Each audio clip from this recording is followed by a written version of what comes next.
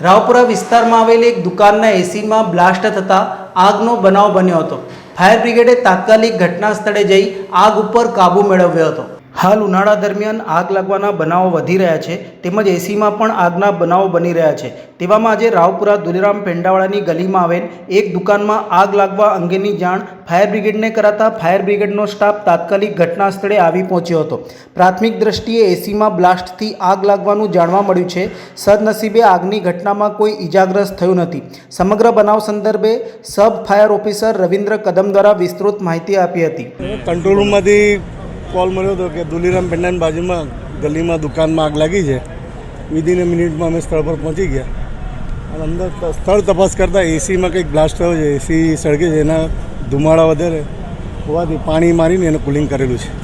શું લાગે છે ગરમીના કારણે વધુ એસી ઓવરલોડના તો કારણે થઈ શકે છે। ગરમીનું કારણ વધારે છે, વાયર ગરમીમાં વધારે ઓગળતા હોય તો એમાં વેન્ટિલેશન છે નહીં ના, કોઈ ખાલી એમના એસીનું ये बाकी कोई बधु नुकसान है नहीं। नमाज के लिए जा रहे थे तो नमाज में क्या है कि हमारे घर की लेडीज थी ना, वो बाहर वजू करने के लिए आई थी।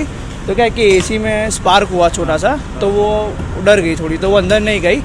तो फायर एग्जीबिशन भी अंदर था, तो वो किस तरह पकड़ने जाती। तो फिलहाल क्या है कि वो अंदर से जो एसी ब्लास्ट हुआ ना, तो अंदर से सब धुआं बाहर आ रहा था। तो धुआं बाहर आया तो वो लेडीज़ लोग तो घबरा जाए ना, तो फिर तुरंत ही हमने फायर ब्रिगेड को कॉल किया। फायर ब्रिगेड को कॉल करने के बाद डायरेक्ट ही वो यहाँ पर सर्विस देना आ गए। दूसरा कुछ पुराना एसी था क्या? हाँ, एसी को 2-3 साल हो चुके थे और एसी फट गया अंदर, यानी हाई वोल्टेज से फटा। बाकी सुबह से एसी चालू ही था।